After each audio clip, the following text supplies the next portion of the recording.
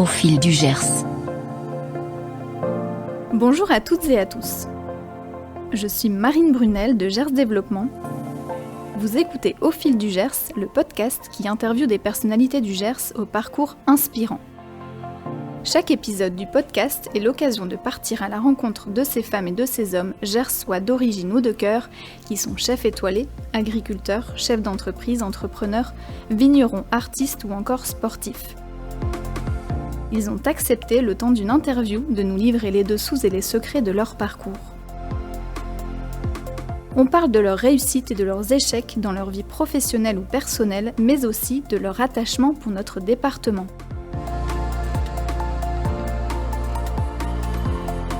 Vivre dans le Gers, c'est apprécier la qualité de vie, le dynamisme économique, la gastronomie, le patrimoine culturel et historique, les paysages naturels, la gentillesse des habitants, l'agriculture, les produits frais locaux et bio, les loisirs, bref, on est heureux dans le Gers.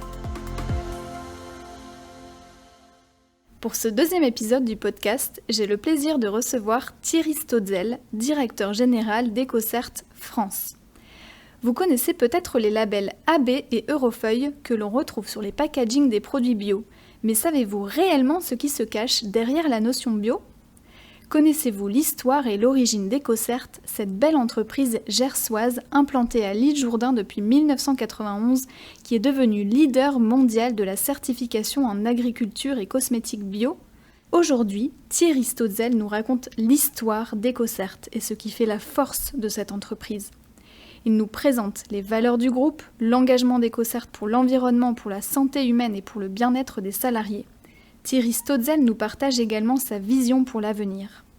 Il évoque son parcours professionnel et sa vie dans le Gers après avoir vécu à Londres et à Paris pendant plusieurs années. Un témoignage sincère, riche en enseignements qui changera sûrement votre regard sur la filière bio. Je ne vous en dis pas plus et laisse place à ma conversation avec Thierry Stotzel. Bonjour Thierry. Bonjour Marine. Je te remercie de m'accueillir dans les locaux d'Ecocert. Vous avez de très jolis bureaux. Merci Marine. C'est vrai que ces bâtiments ont été vraiment conçus pour que nos équipes s'y sentent bien. Ils sont d'ailleurs certifiés LEED Platinum. Je ne sais pas si tu sais ce que c'est. C'est un standard en fait de construction écologique. D'accord. Et c'est le plus haut niveau en fait qui nous a été décerné. Ok. Alors Thierry, on s'est rencontrés dans le cadre du concours national de la création agroalimentaire bio que Gers Développement organise. Ecocert est parrain de ce concours. Je voudrais commencer l'interview par une question dont je ne connais absolument pas la réponse. Ecocert fête ses 30 ans cette année. Pourquoi avoir parié sur la bio en 1991 ? Parce qu'aujourd'hui, c'est vrai que c'est un secteur en plein essor, mais à l'époque, ça ne l'était pas. Est-ce que tu pourrais nous raconter les coulisses de la création du groupe, d'où est venue l'idée et qui en est à l'origine ? Alors, je n'étais pas là à l'époque, mais je peux te raconter l'histoire qui m'a été moi-même racontée. En fait, Ecocert est né en 1991, mais avant 1991, il y avait une association qui s'appelait donc l'ACAB, l'Association des conseillers en agriculture biologique. Et en fait, dans cette association, on avait des pionniers de la bio qui faisaient déjà du contrôle pour un certain nombre de cahiers des charges, dont un cahier des charges qui est encore très connu aujourd'hui, qui s'appelle Nature et Progrès. Et puis, en 1991, ça a été la date de création d'Ecocert, parce que ces pionniers en fait, de la bio ont vu dans un nouveau règlement pour les productions végétales bio une opportunité de donner un essor à la bio, et ils ont décidé de se dédier en fait, au contrôle et à la certification de ce nouveau règlement européen pour les productions végétales bio, et c'est là qu'est né Ecocert. Il y avait une quinzaine en fait, d'actionnaires à l'époque, dont déjà nos cofondateurs et toujours actionnaire majoritaire d'Ecocert, William Vidal. Et pourquoi avoir choisi le Gers et plus particulièrement l'île Jourdain pour s'implanter ? Alors, c'est vrai que l'entreprise est née à Toulouse au départ. Donc, elle a été incubée dans une école en fait, d'ingénieurs agronomes, l'école de Purpan. Et puis ensuite, le premier bâtiment qui est juste derrière toi est né ici à l'île Jourdain donc en 1997.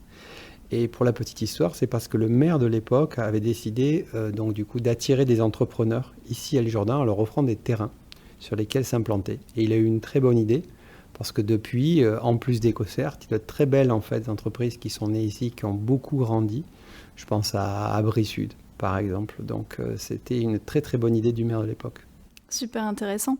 Donc le Gers, c'est le premier département bio de France en termes de surface agricole. Est-ce que vous en êtes fier? Est-ce que tu penses qu'EcoCert a contribué à cette position de numéro 1? Alors, nous, c'est vrai qu'on essaie de contribuer du coup à l'essor de la bio locale à travers différentes initiatives. Tu as parlé notamment du concours de la création agroalimentaire bio qui du coup a été co-fondé avec la CCI du Gers. Mais en fait, les acteurs vraiment de la bio, c'est pas vraiment EcoCert, c'est plutôt les producteurs, les transformateurs, les distributeurs, tous les gens qui font la bio au quotidien. Et nous, on est à leur côté, en fait, et évidemment qu'on travaille à contribuer au développement, à l'essor de la bio. Mais ce sont vraiment eux les acteurs. Et ensuite, pour répondre à ta question, oui, je suis très fier que le Gers soit numéro 1 de la bio pour les grandes cultures en France. Donc tu te disais à l'instant, EcoCert contribue au développement de la bio dans le Gers et puis même au-delà du Gers, dans le monde entier. De quelle façon EcoCert participe au développement économique du Gers? Alors, déjà, on participe en créant des emplois. Donc ici, par exemple, à l'Isle-Jourdain, il y a 350 salariés qui sont basés ici à l'Isle-Jourdain. Donc ça a évidemment une forme de rayonnement pour l'économie locale, que ces emplois soient situés dans la ville. Et puis on essaie au maximum, à travers notre politique achat responsable, de privilégier en fait les prestataires locaux. Donc que ce soit pour l'entretien des bâtiments, l'entretien des espaces verts, on utilise tout le temps des prestataires locaux, ou en tout cas le maximum de prestataires locaux. Donc EcoCert est implanté dans le Gers, mais aussi dans 26 pays à l'étranger. Ça représente combien d'employés au total pour le groupe? Alors à ce jour, on est 1700 en fait, salariés dans le monde. Et donc en face des champs que l'on voit dans lesquels travaillent des auditeurs d'EcoCert France, par exemple, à contrôler l'agriculture biologique française, on a en ce moment des auditeurs au Népal, au Brésil, en Inde. Et ils sont en train d'auditer, de certifier de la bio, tout un tas de productions, des mangues, du guarana, du thé. Génial. Alors j'ai vu sur LinkedIn qu'EcoCert continue à recruter malgré la crise. Qu'est-ce que vous recherchez chez un candidat? Est-ce qu'il y a des traits de personnalité, par exemple, que vous favorisez? Alors c'est vrai qu'on va chercher par exemple la curiosité ou la capacité à analyser, à investiguer chez un auditeur ou une auditrice. Ou la rigueur chez un chargé de certification qui est plus en lien avec l'interprétation du règlement et la décision de certification. Mais globalement, tous les candidats sont les bienvenus. Très bien. Alors l'index de l'égalité professionnelle entre les femmes et les hommes est un indicateur qui revient de plus en plus. Qu'en est-il pour EcoCert? Alors le nôtre est très bon puisqu'on a l'index de cette année de 98 sur 100 maximum. Donc on est vraiment quasiment au maximum. Alors après, je ne sais pas si on a vraiment le choix parce qu'on a 70% de femmes. Donc c'est vrai que c'est quelque chose qui nous est assez naturel que de s'intéresser à cet index. Peut-être aussi parce que je crois que l'intégralité du service des ressources humaines d'EcoCert est composée de femmes. Et quelles sont les valeurs qui rassemblent les collaborateurs chaque jour? Alors, les valeurs, en fait, c'est l'engagement. Ça fait partie de nos valeurs d'entreprise, donc c'est vraiment une des valeurs qui rassemble nos collaborateurs. L'engagement pour la préservation de la planète. Donc en général, ce que l'on dit, c'est que les gens qui viennent chez EcoCert, en fait, ont normalement une conscience environnementale. Donc ça, c'est quelque chose qui est important pour nous. Le deuxième engagement, je dirais, qui est hyper important, c'est l'intégrité, puisque dans nos métiers, on prend des décisions de certification et on doit se prononcer sur le statut biologique ou pas d'un produit. Donc ça, c'est quelque chose d'important. Et puis, le troisième engagement, c'est l'innovation, parce que ce qu'on fait, on essaie de le faire un petit peu différemment des autres. On essaie d'innover dans les outils qu'on propose et dans la garantie qu'on met sur le marché. Et puis en quatre, je dirais l'esprit d'équipe. On est une terre de rugby aussi, donc c'est important. Très belle valeur. Alors j'ai une donnée sous les yeux. 77 millions d'euros de chiffre d'affaires en 2020 contre 27 millions en 2010. Est-ce qu'on peut parler d'un engouement pour le bio ces dernières années ? Alors oui, c'est vrai qu'EcoCert a beaucoup grandi parce qu'on est porté par des attentes sociétales fortes autour de la bio, mais aussi autour des produits équitable, autour du carbone, autour de tout un tas de thématiques. Il est clair que la conscience environnementale des consommateurs grandit et grâce à cette conscience environnementale, ils vont privilégier des produits labellisés. Donc de plus en plus de produits labellisés vont se retrouver sur le marché et ainsi nous allons, nous, EcoCert, surfer sur cette vague. Et alors tu le dis, de plus en plus de produits labellisés sur le marché. Combien de clients font confiance à EcoCert aujourd'hui ? Combien de produits avez-vous certifiés depuis la création ? Alors, on a plus de 50 000 clients, en fait, qui nous font confiance dans le monde aujourd'hui. Et ça représente des centaines de milliers de produits bio. Je ne peux pas te dire précisément à l'unité près, mais ça représente des centaines de milliers de produits. Ok. Qu'est-ce qui fait qu'un produit est bio ? Alors, le fait qu'un produit soit bio est lié au fait qu'il respecte un cahier des charges, déjà. Donc, le cahier des charges, c'est ce qu'on appelle, nous, le règlement. C'est notre outil de travail. Et ce sont toutes les règles qui vont dire précisément si un produit est bio, si elles sont respectées ou pas.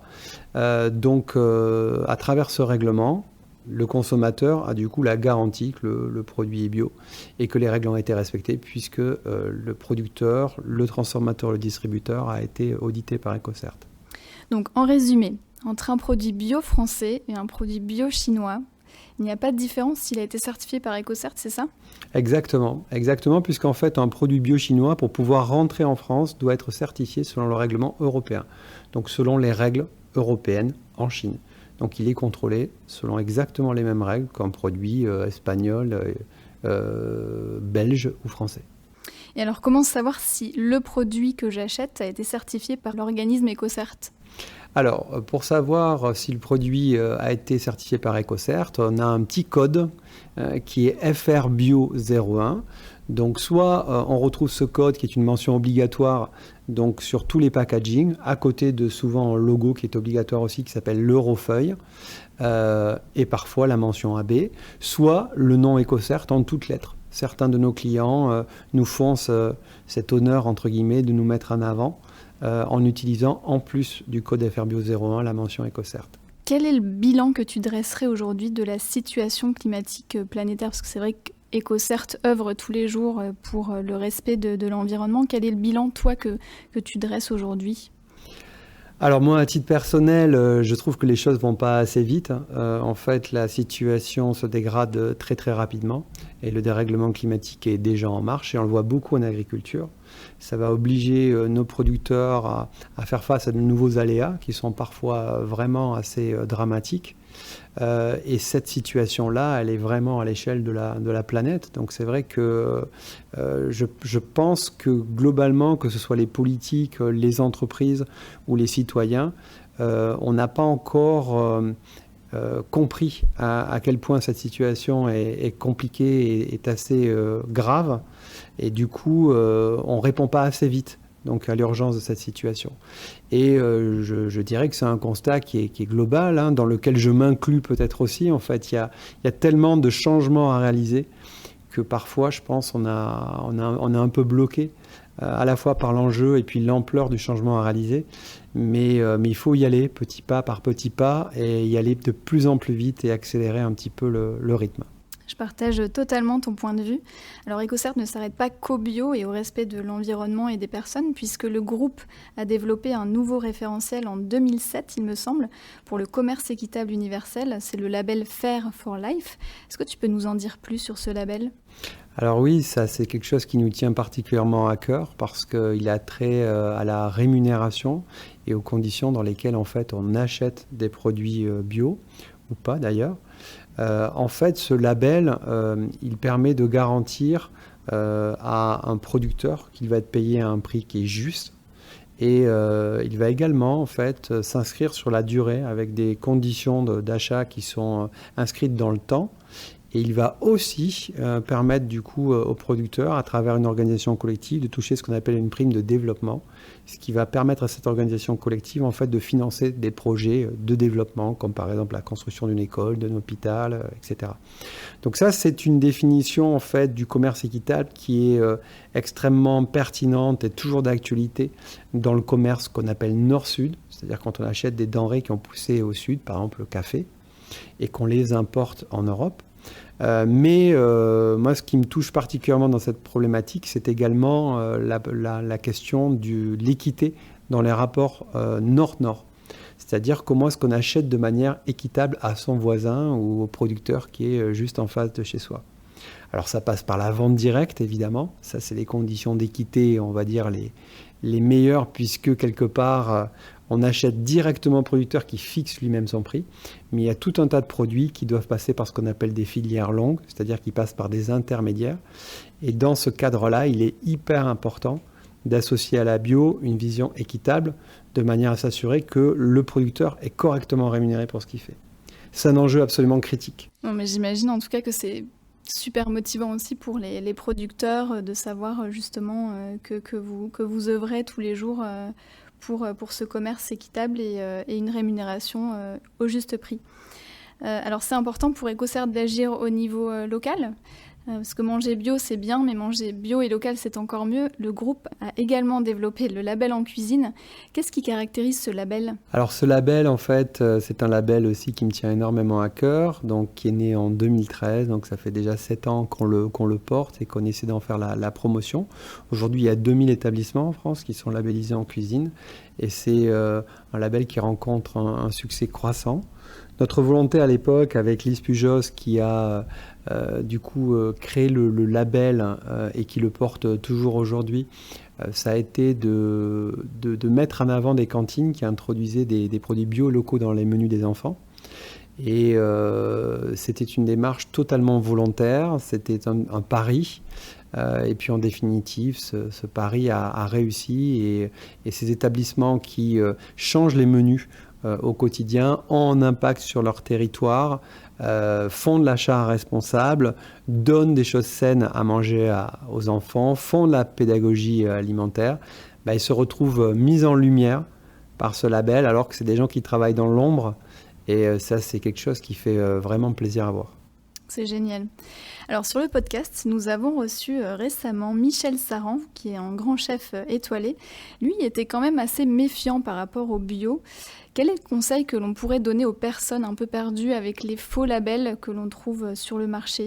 En fait, je dirais à Michel Saran qu'en effet, la bio, c'est la même que ce soit en fait une bio donc de circuit court ou de circuit lent. En fait, les deux doivent coexister. Par exemple, c'est vrai qu'on peut acheter de la farine auprès d'un producteur boulanger ou d'un producteur meunier, donc ça c'est possible, mais il est aussi vrai que par exemple ici dans le Gers, on a beaucoup de producteurs qui donc produisent du blé, qui part dans des moulins, qui ensuite est transformé en farine et qui se retrouve sur les étals donc des grandes surfaces. Donc c'est vrai qu'il faut faire attention à la confusion entre cette espèce de bio dont j'entends parler parfois, une bio industrielle, la bio a perdu son âme parce qu'on la retrouve sur justement l'étal des grandes surfaces. Mais en fait, je crois que cette bio, elle peut coexister. Après, c'est vrai que si on cherche de la confiance à tout prix, de la traçabilité, des produits correctement rémunérés, dont on est sûr de la provenance, rien ne vaut... Se fier au label. Voilà. Alors, il faut se fier au label, mais rien ne vaut surtout la vente directe et le circuit court. Dans ce type de situation, c'est vrai que rien ne vaut la vente directe. Et quel serait l'objectif, la mission d'EcoCert pour les prochaines années ? Alors nous, notre mission, c'est de continuer à agir pour un monde durable, qui est vraiment notre slogan et notre voix chez EcoCert. Et comment est-ce qu'on va le faire ? On va continuer à accompagner tous les acteurs en fait, qui veulent changer sincèrement de pratiques pour aller vers des pratiques beaucoup plus durables et respectueuses de l'environnement.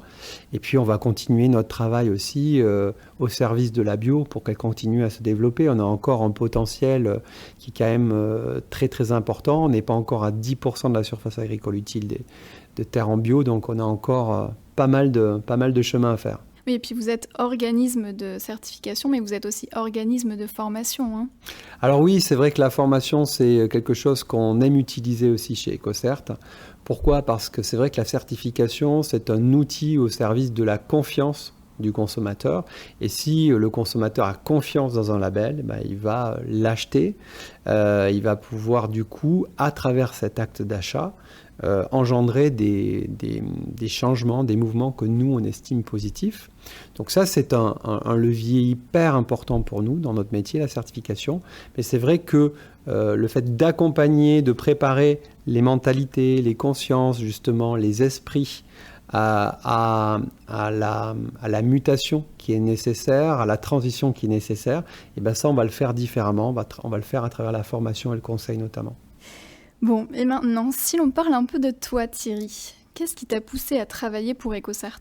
Moi, j'ai le parcours assez classique d'ailleurs d'un consommateur qui a progressivement muté vers la bio en s'intéressant à ce qu'allait manger son enfant. Donc voilà, moi, mon parcours, il est extrêmement classique puisque toutes les études de marché le disent. En fait, beaucoup de consommateurs commencent à consommer bio à la naissance de leur premier enfant. Et moi, c'est exactement ce qui m'est arrivé. C'est-à-dire que je ne m'étais jamais posé la question de ce que je mangeais moi. Mais par contre, j'ai commencé à me poser la question de ce que j'allais donner à ma première fille. Et du coup, avec ma femme, on a commencé à s'intéresser donc à nous, faire la nourriture nous-mêmes. Si on fait la nourriture nous-mêmes aussi, qu'est-ce qu'on va lui donner à manger, d'où ça vient. Et progressivement, en déliant comme ça chaque fil, on est devenu de plus en plus éclairé. Ensuite, mon parcours, ça a été de participer donc en tant que trésorier à une AMAP, une association au maintien de l'agriculture paysanne, qui est un réseau de vente directe de producteurs bio, qui est à Gimont, dans le Gers donc.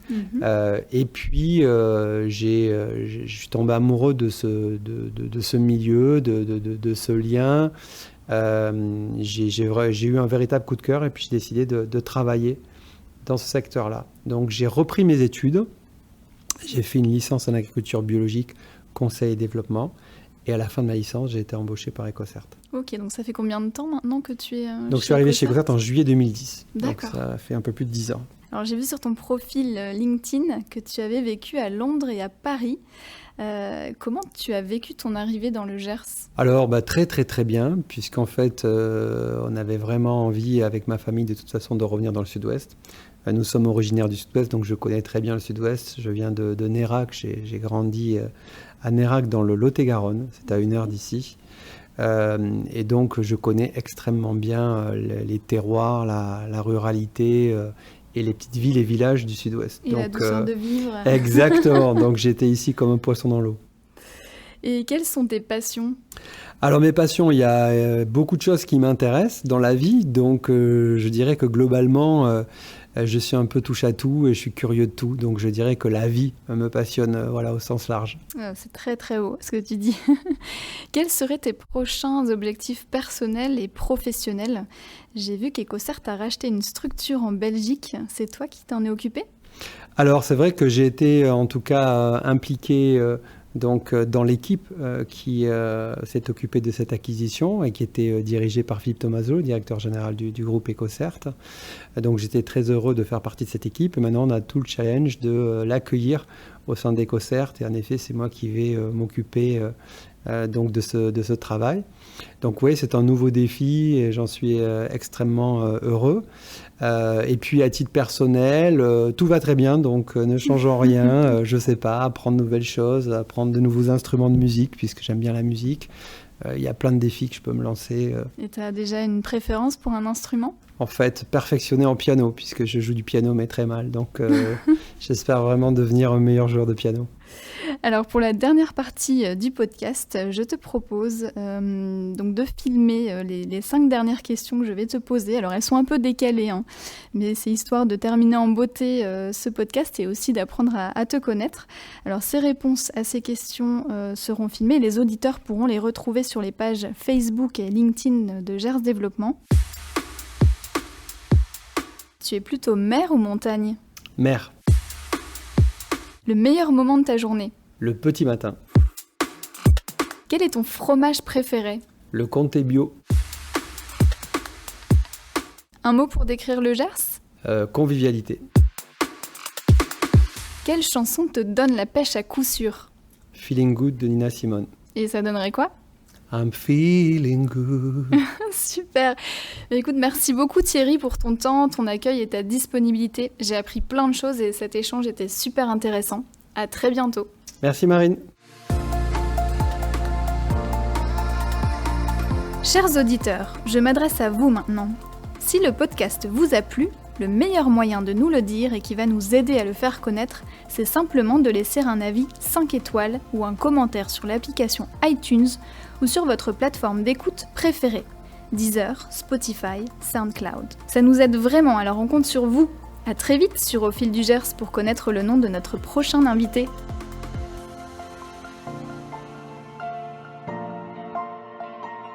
Je remercie les Échos de Coco, sans qui la réalisation de ce podcast n'aurait été possible.